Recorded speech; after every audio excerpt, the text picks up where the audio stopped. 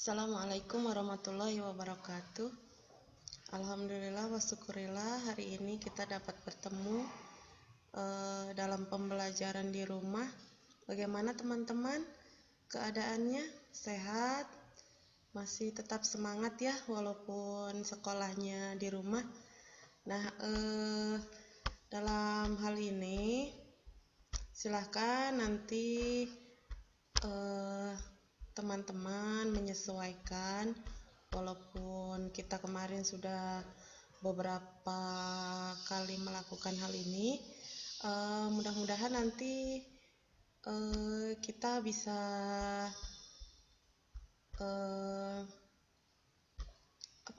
terbiasa gitu ya dengan kegiatan ini.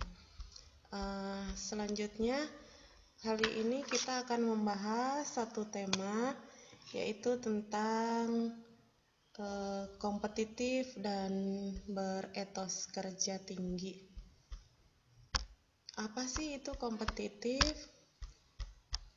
Apa ada di dalam Islam itu yang namanya kompetitif?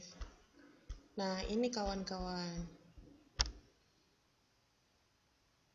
Pada surat An-Nisa ayat 59, di situ disampaikan tentang apa itu kompetitif dan beretos kerja yang unggul.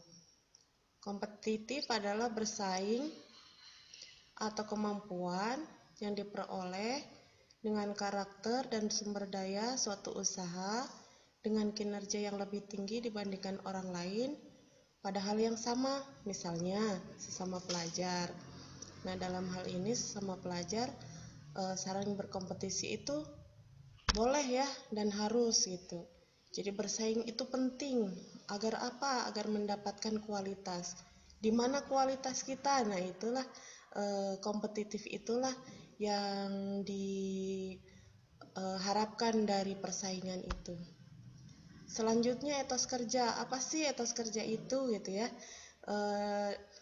Etos kerja itu adalah, kalau menurut asalnya, etos itu berasal dari bahasa Yunani, yaitu artinya sikap, kepribadian, watak, karakter, serta keyakinan atas sesuatu. Sikap ini tidak hanya dimiliki oleh individu, tetapi juga oleh kelompok, bahkan oleh masyarakat.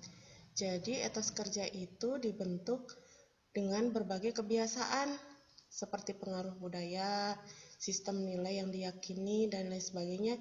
Itu membentuk etos kerja.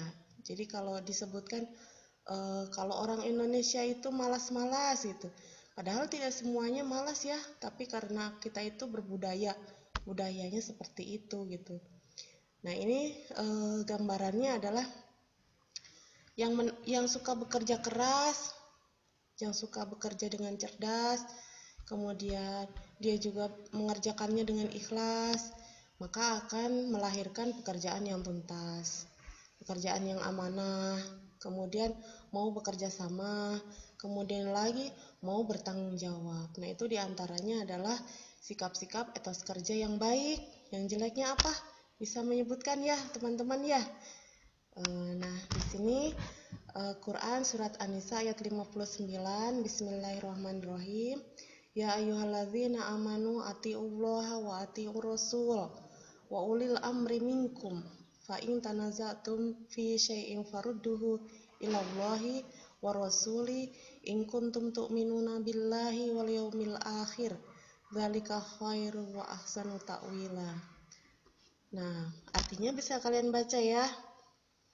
Orang-orang yang beriman, taatlah kepada Allah, taatlah kepada Rasul, dan ulil amri di antara kamu. Kemudian jika kamu berlainan pendapat tentang sesuatu, maka kembalikanlah kepada Allah, yaitu Al-Quran, dan Sunnah, yaitu kepada para Rasul, atau hadis gitu ya. Jika kamu benar-benar beriman kepada Allah dan hari kemudian, yang demikian itu lebih utama bagimu dan lebih baik akibatnya. Nah, itu di sini dalam ayat ini ada beberapa hal, yaitu bahwa perintahnya adalah agar kita taat kepada perintah Allah. Apa sih perintah Allah itu? Banyak sekali ya. Teman-teman juga bisa mendefinisikannya. Kemudian taat kepada Rasul, apa saja sunnah-sunnah yang beliau sarankan atau yang sudah disampaikan. Kepada ulil amri dalam menyelesaikan problematika yang kita hadapi sehari-hari, yaitu dikembalikan lagi kepada Al-Quran dan hadis. Ulil amri itu siapa sih gitu? Nah, ulil amri itu adalah para pemimpin. Siapa para pemimpin itu? Dari mulai atas ya, ada presiden, gubernur, bupati, siapa lagi? Camat, Pak RW, Pak RT, sampai ke siapa? Orang tua ya, sampai ke orang tua. Bahkan diri kita itu juga adalah pemimpin. Untuk siapa? Untuk diri kita sendiri gitu ya. Kemudian lagi, ulil amri itu adalah orang-orang yang memegang kekuasaan, yaitu orang-orang yang berwenang menangani urusan kamu atau urusan kita gitu ya. Siapa aja itu ya gitu ya. Ya termasuk Pak Polisi gitu, termasuk orang-orang yang bisa mengambil kebijakan atas orang banyak gitu.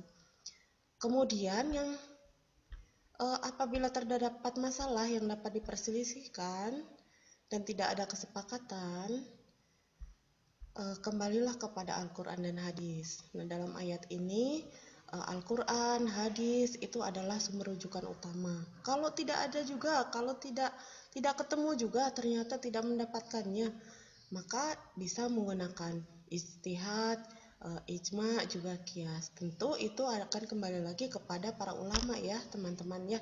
Jadi jangan memutuskan suatu hal itu sendiri-sendiri gitu, tetapi berdasarkan apa yang disampaikan oleh para ulama.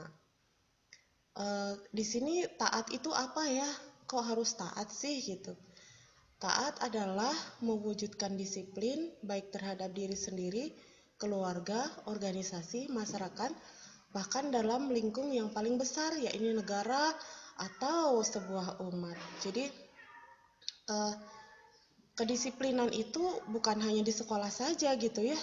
Jadi kedisiplinan itu bukan hanya milik tentara atau polisi saja, tetapi juga kita semua harus disiplin dalam mentaati setiap aturan-aturan baik yang dibuat oleh negara ataupun aturan-aturan yang tidak tertulis ya. Baik yang tertulis maupun yang tidak tertulis. Apa sih yang tidak tertulis misalnya? Misalnya kalau main musik malam-malam, nongkrong-nongkrong, itu kan tidak ada aturannya ya yang tertulis gitu. Cuma kan kita harus berbaik hati juga kepada orang lain, jangan sampai terlalu malam misalnya. Kemudian ulil amri itu siapa sih? Nah, di sini diterangkan juga bahwa ulil amri itu adalah para pemegang kekuasaan. Agar apa sih kita taat kepada para ulil amri ini? Demi terciptanya kemaslahatan bersama. Kalau kita sudah taat kepada pemimpin, tentu nanti akan tercipta suatu kedisiplinan. Apakah setiap pemimpin itu harus ditaati? Bagaimana kalau pemimpinnya tidak baik gitu ya? Nah, itu beda lagi nanti pokok bahasannya. Nah, ini ketika tidak ditemukan solusi terhadap masalah, maka kita menggunakan musyawarah. Musyawarah itu adalah sekumpulan kegiatan yang dilakukan oleh orang dalam organisasi gitu ya, untuk memecahkan masalah itu sendiri. Tapi ingat, kita adalah sebagai umat Islam harus kembali kepada Al-Quran dan hadis. Nah, di sini nilai karakter yang harus kita laksanakan atau kita dapatkan adalah yang pertama religius, kemudian tanggung jawab, disiplin, sopan, semangat, kemudian juga kita harus peduli terhadap lingkungan. Memahami tata tertib sekolah walaupun kita tidak berangkat ke sekolah gitu ya. Jadi apa sih tata tertibnya yang tidak tertulis atau yang tertulis? Jadi sudah ditetapkan kita akan belajar di rumah. Bagaimana belajar di rumah? Jam 7.30 kita mulai pembelajaran. Nah, walaupun kita tidak bertemu, hanya bertatap muka melalui online saja, sebaiknya kalian juga mulai persiapan dari sebelum 7.30. Agar apa sih? Agar semangat ya. Kalau kalau belajar online itu yang menyemangati adalah diri sendiri. Karena dengan memberikan semangat kepada diri sendiri, maka kita juga akan semangat untuk belajar. Bagaimana nanti kalau kita tidak semangat selama kemarin sudah satu semester, hampir satu semester ya. Ini kedepannya kita mau satu semester lagi. Jadi bagaimana sisi belajarnya kalau kita tidak menyemangati diri kita sendiri. Nah, begitu teman-teman, pokok bahasan kita yang pertama pada pertemuan kita yang pertama ini. Mudah-mudahan nanti kita bisa bertemu lagi ya. Silahkan nanti untuk feedbacknya diisi. Saya tunggu jawabannya. Jangan terlalu lama ya yang mengisi, teman-teman yang lainnya juga tolong diberitahu bahwa kita sudah mulai belajar hari ini. Terima kasih. Assalamualaikum warahmatullahi wabarakatuh.